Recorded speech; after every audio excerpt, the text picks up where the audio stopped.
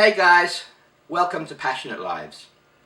On this channel we do tips and strategy videos on how you can improve your mental well-being, as well as interviews with passionate people about the kind of things that inspire and motivate them to do the things they do. So if you're new here, please consider subscribing. Earlier today I got to talk to Erin from Kwinana and Transition about the community garden they've got here in Kwinana. I really hope you get a lot from the content, and I look forward to speaking to you at the end.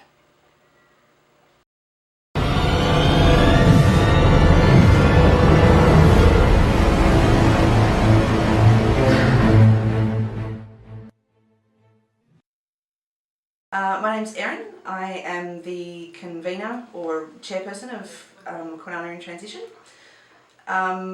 We are a community group, we're a grassroots group. We evolved out of the Transition Network, which is a worldwide network of towns that have agreed to sort of sign a pledge, so to speak, and that entails them then to sort of transition into a world kind of post-fossil fuels, I guess, is not that big apocalyptic, we're going to run out of everything, but just in a way that, you know, makes us more resilient and less reliant on things around us. Yeah.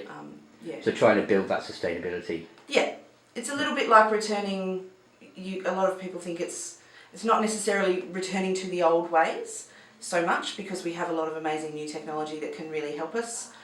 You know, we're not trying to reinvent the wheel or anything like that. It's more just about from a human capacity and building those connections within towns and making sure that if the worst was to happen, if you are stuck, you know, in the place that you're in, is it a good place to be stuck in? Are your needs being met, you know, in that world? And so how has that evolved? Because you were previously Kwinana Community Share. Yep. So how has that evolved over the years? So Kwinana Community Share started up in 2014.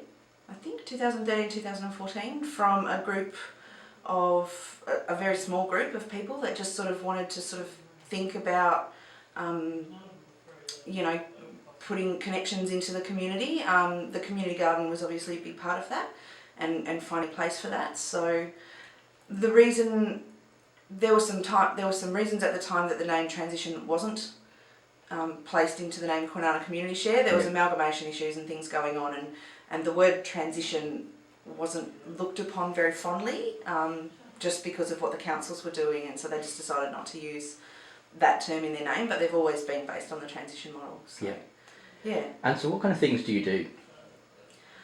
Oh. I'll use my old adage of, you know, we are a community garden, we are a community group. We do often say we should be a tea appreciation society because we drink a lot of cup of tea. That's a good thing. We make a lot of cakes and we do a lot of talking.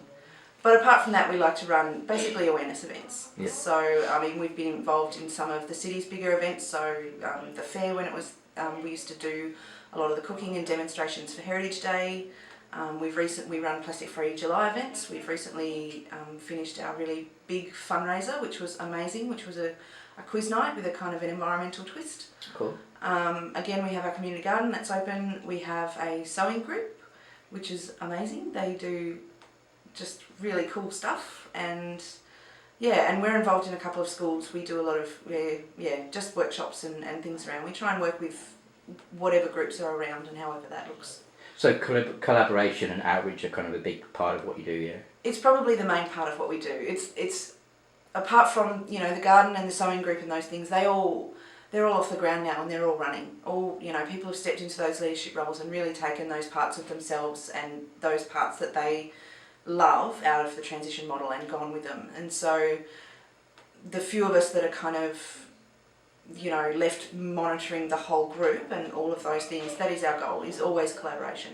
Yeah. We see ourselves as a little bit like parents if we need to be, you know. It's kind of that, you know, if people come to us, we want people to come to us with their ideas and, you know, helping them throughout that sort of bureaucratic and red tapey stuff of how community groups get started and the best way to, you know, approach for funding and councils and all of that, you know.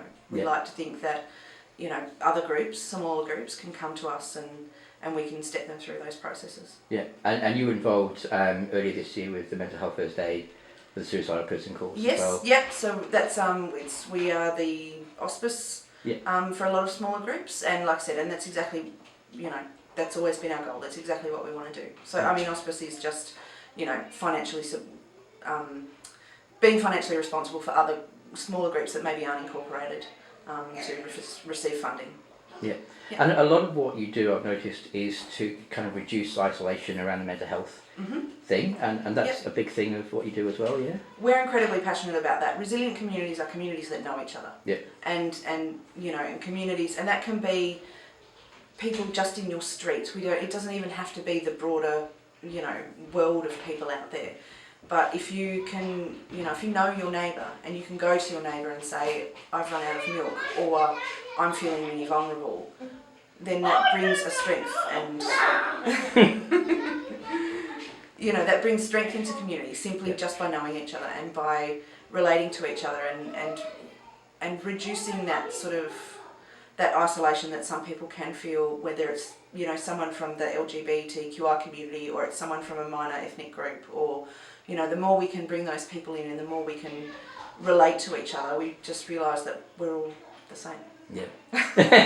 Basically. It's a really inspiring model, I guess, to bring everyone together. And I guess at the centre of that is the community garden, isn't it?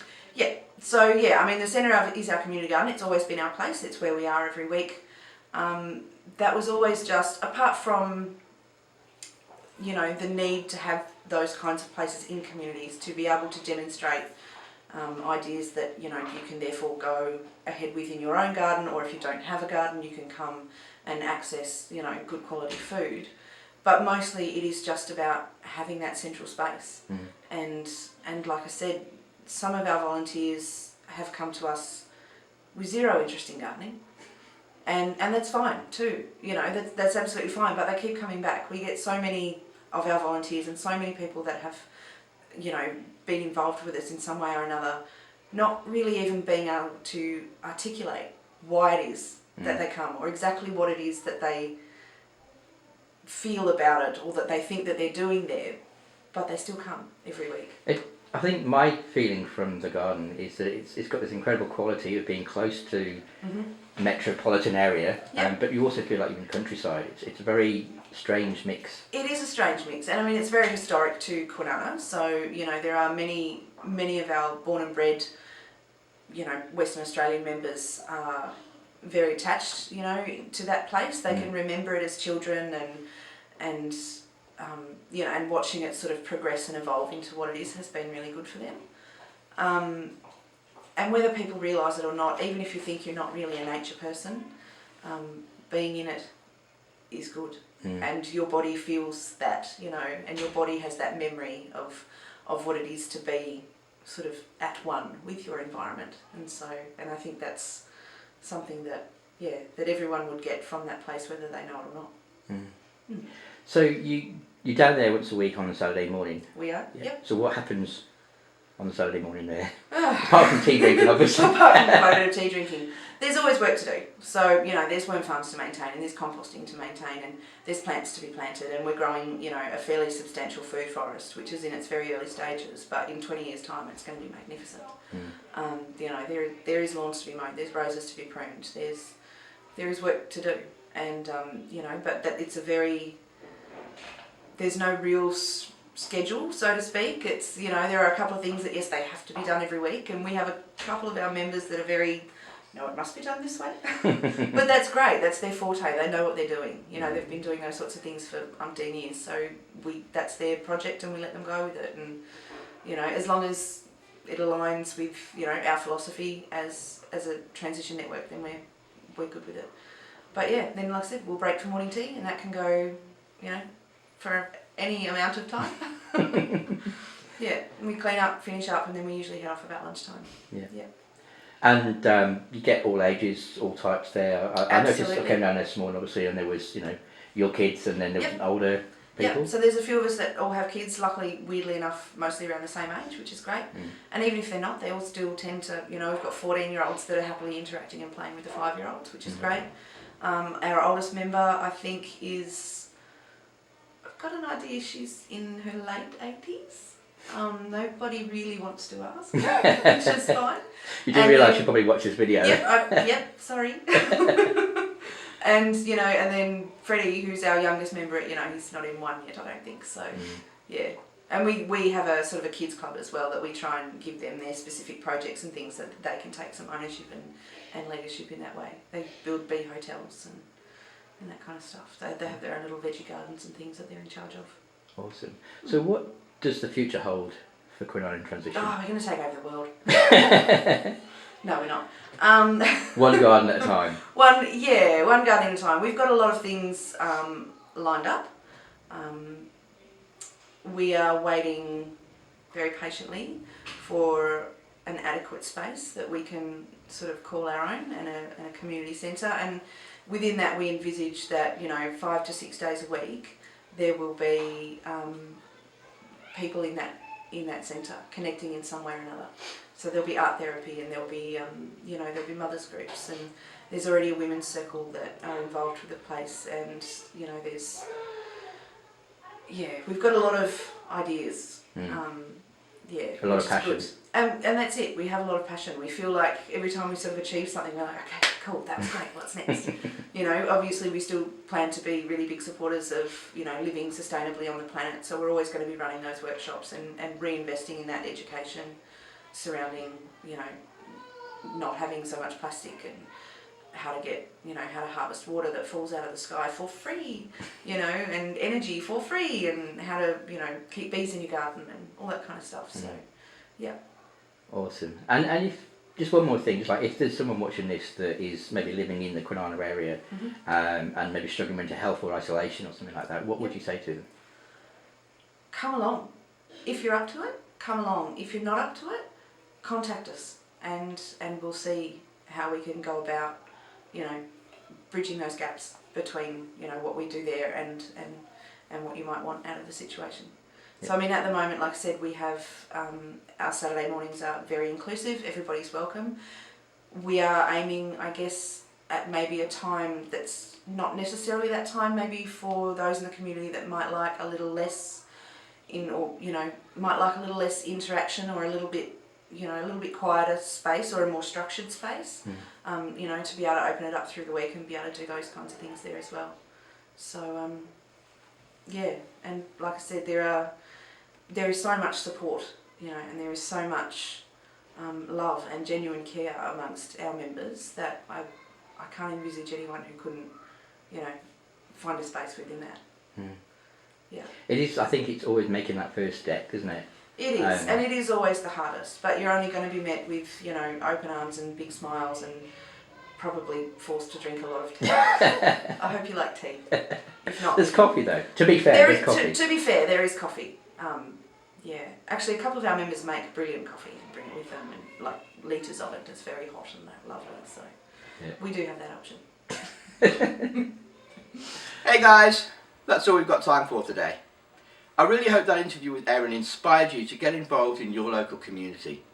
Organisations like Kwinana in Transition are so important to get the community working together on things that we have in common, rather than focusing on the things that separate us. Being involved in your local community really helps your mental well-being as well. Just being around your neighbourhood, sharing your stories and your journeys, and really helping each other to be better. I really hope that video inspired you, and I really encourage you to hit subscribe. We're putting out a video every weekday, Monday to Friday, and so if you hit subscribe, you'll get all the latest videos that we're putting out there. I also want to encourage you to leave a comment down below about the kind of organisations that are in your area that are helping you. If you don't know of any organisations in your area, maybe comment down below about the kind of organisations you would like to see in your area. Thank you for watching this video, and I really look forward to seeing you in the next one.